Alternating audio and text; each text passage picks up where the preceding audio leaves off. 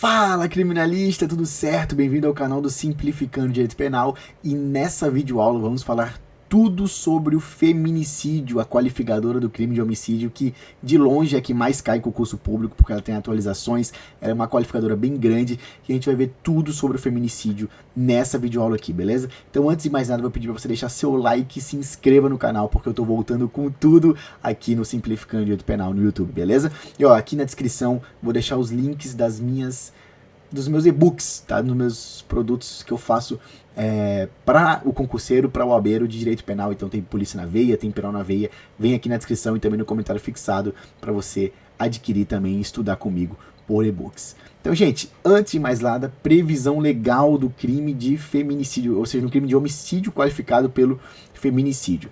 Onde é que está previsto o feminicídio? Artigo 121, parágrafo 2º, inciso 6º. Se o homicídio ele é cometido contra a mulher por razões da condição de sexo feminino. A primeira coisa que tem que ter em mente é isso. Feminicídio é um homicídio qualificado quando é cometido contra a mulher por razões da condição de sexo feminino. Então, se te pedir um conceito de feminicídio, você vai falar o seguinte, sempre assim. O que é feminicídio? É o homicídio doloso e qualificado, praticado contra a mulher por razões de condição do sexo feminino. E aqui entra uma grande diferença que é entre o femicídio e o feminicídio, concurseiro. Porque não confunda femicídio com feminicídio. O que é femicídio? O femicídio é o homicídio de mulher. Simplesmente, eu estou andando no carro, estou dirigindo, atropelo uma mulher sem querer. Ou seja, isso foi um femicídio. Agora, o feminicídio é diferente. O feminicídio é o homicídio de mulher por razões de condição de sexo feminino. Que a gente vai saber agora o que é razões de condição de sexo feminino. Porque tem diferença entre matar mulher e matar mulher por sexo feminino. Tá bom? Então, olha só. O que são razões de condição do sexo feminino? O próprio Código Penal, em uma norma explicativa, explica isso. Tá aqui, ó, no parágrafo 2º A do artigo 121, que trata do homicídio. Considera-se que há razões de condição de sexo feminino quando o crime envolve, inciso 1, violência doméstica e familiar, e inciso 2, menosprezo ou discriminação à condição de mulher. Então são duas hipóteses elencadas pelo Código Penal que revela a condição de sexo feminino quando o homicídio é praticado. Violência doméstica e familiar e menosprezo ou discriminação à condição de mulher. Isso é muito importante você saber. Beleza? Vamos para o inciso primeiro agora. O que é violência doméstica e familiar? E aqui já vem um adendo, porque o Código Penal fala violência doméstica e familiar, dando a entender que são requisitos cumulativos, né? Que tem que ser tanto doméstica quanto familiar. Mas você tem que entender que é ou um ou outro. Pode ser violência doméstica ou violência familiar. Tá bom? Se tiver só violência familiar, vai ser feminicídio da mesma forma. Como assim? Vamos supor, um pai que já não mora mais na mesma casa, mata a filha, sua própria filha, durante uma discussão sobre herança. Então vamos supor que um pai estava casado com a mulher morre e deixa uma filha, né? A filha é tanto do pai quanto da mãe. E a mãe morre, e aí o pai, que não mora mais na mesma casa, vai para a filha conversar sobre a herança, discutem e o pai mata a filha. Perceba que nesse caso não houve violência doméstica, mas houve violência familiar. O pai matou a filha. Então, nesse caso, existe feminicídio. Olha um outro exemplo aqui, ó. Um irmão que mata uma irmã para ficar com herança. Pura e simplesmente isso. Será que nesse caso houve feminicídio? Aqui não houve feminicídio. Eu vou explicar por quê. Porque não há condição de sexo feminino envolvido. Não há violência doméstica, não há discriminação por gênero. Aqui o que houve, na verdade, foi um homicídio qualificado pelo motivo torpe. É aquele homicídio da Suzane von Richthofen. Nesse caso, por um motivo vil, motivo desprezível, motivo repugnante, o irmão matou a irmã para ficar com herança. Então não confunda, nesse caso não há homicídio qualificado pelo feminicídio, sim, pelo motivo torpe, mas não deixa de ser homicídio qualificado da mesma forma, né? Em termos de pena, ele vai pegar uma pena alta da mesma forma, mas a qualificadora aqui é diferente, tá bom? Então, vamos continuar. Inciso 2º menosprezo ou discriminação à condição de mulher. Então, como eu falei para vocês, não é necessária relação doméstica familiar. Nesse caso aqui, há uma inferiorização da mulher. O homem trata a mulher como coisa, como objeto. Nesses casos é que vai haver o feminicídio. Isso é muito importante. O feminicídio tem muito a ver com machismo estrutural no país, tá? Então, você precisa saber que o feminicídio ele ocorre muitas vezes dentro dos lares. Por isso que não adianta um policiamento extensivo. O feminicídio ocorre muito mais. Por exemplo, agora em tempos de pandemia que a gente estava passando, aumentaram muitos casos de feminicídio no país, né? O homem matando a mulher, em desprezo em relação ao desprezo ao gênero feminino, tá? Então você tem que saber isso porque vai cair na sua prova. E aqui um exemplo muito bom, Tício e Mévia trabalham numa empresa e disputam a mesma vaga de chefia na empresa privada. Imagina só se ela ganha essa vaga e ele vai e mata ela. Isso é pura e simplesmente menosprezo ou discriminação à condição de mulher. Porque eu tenho certeza que se Tício estivesse disputando essa vaga com o Mévio, ele não teria matado o Mévio. Ele matou porque ele perdeu a vaga para uma mulher. E ele se sente inferiorizado. Nossa, como assim eu vou matar? Como assim eu vou perder essa vaga para uma mulher? E ele vai e mata. Nesse caso, é típico feminicídio. E perceba que não houve violência doméstica. Não houve violência familiar. Poxa, a Mévia não trabalha na casa dele. A Mévia não é namorada, não é esposa, não é ficante, não é nada. E não mora junto com ele. Eles trabalham no mesmo canto. E mesmo assim ele vai lá e mata ela porque ele perdeu a vaga. Feminicídio. Por quê? Não foi pelo primeiro inciso, que é isso aqui, mas foi pelo segundo inciso, que é menosprezo ou discriminação à condição de mulher, que não deixa de ser feminicídio porque, considera-se que há razões de condição de sexo feminino quando o crime envolve, inciso segundo, menosprezo ou discriminação à condição de mulher. Tá entendendo até agora? Espero que sim. Deixe seu like se você estiver entendendo e também se inscreva no canal, tá? Muito importante sua força. E qual que é a natureza da qualificadora? Isso aqui é um tema muito polêmico, né? Cai muito em prova, né? Putz, é qualificadora objetiva, subjetiva. Eu vou ser bem sucinto aqui para você, porque a gente está aqui numa videoaula. E o STJ, ele tem adotado o seguinte entendimento. A natureza é objetiva. O STJ tem entendido que a natureza é objetiva porque você pode cumular com outras qualificadoras. Então, houve, na verdade, uma pressão do movimento feminista, nesse caso, para que haja a natureza objetiva do feminicídio. Porque se é objetivo, eu posso cumular com um motivo torpe, por exemplo.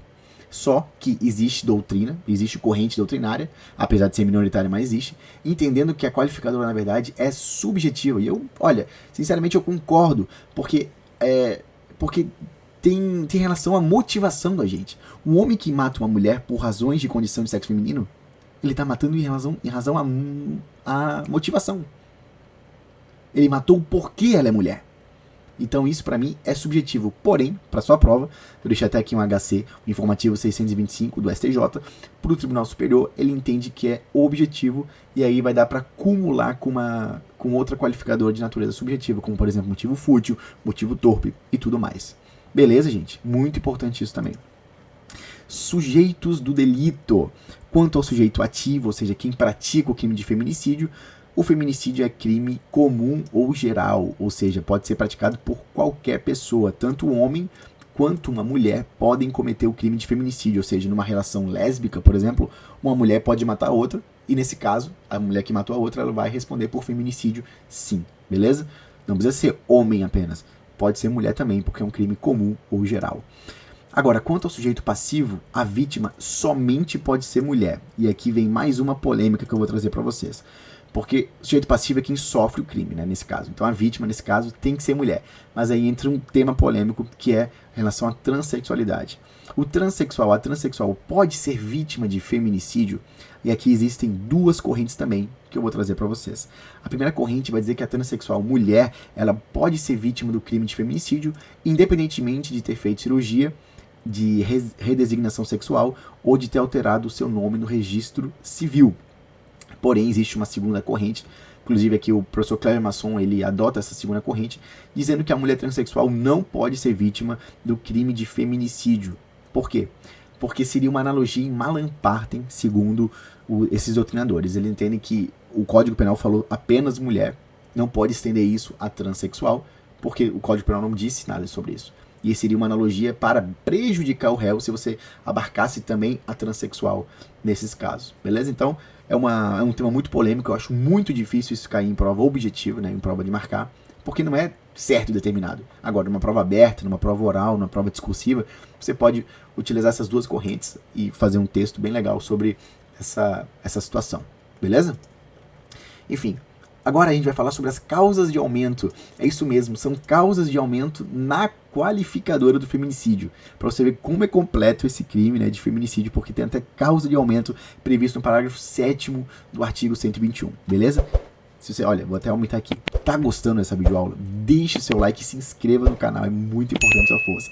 E ó, link aqui na descrição e no comentário fixado do meu e-book Polícia na Veia, em que eu comento 635 questões das carreiras policiais atualizadas. Se você estuda para concurso policial, vai lá no meu e-book e dá uma olhada. São 4 matérias: constitucional, processo penal, penal inteiro e leis penais especiais, todas comentadas por mim. Questões atualizadas, beleza, para você. Então vamos continuar aqui. Olha só. Vamos ler. A pena do feminicídio é aumentada de 1/3 até a metade se o crime for praticado. Inciso 1. Durante a gestação ou nos 3 meses posteriores ao parto. Inciso 2. Contra a pessoa menor de 14 anos, maior de 60, com deficiência ou portadora de doenças degenerativas que acarretem condição limitante ou de vulnerabilidade física ou mental. Inciso 3º, na presença física ou virtual de descendente ou de ascendente da vítima. E o último, em descumprimento das medidas protetivas de urgência. Então a gente vai dar uma olhada aqui agora nisso aqui, porque é muito inciso, né? Ou seja, perceba, é um crime de homicídio qualificado pelo feminicídio e dentro dessa qualificadora existem causas de aumento da pena, tá bom? Não esqueça isso.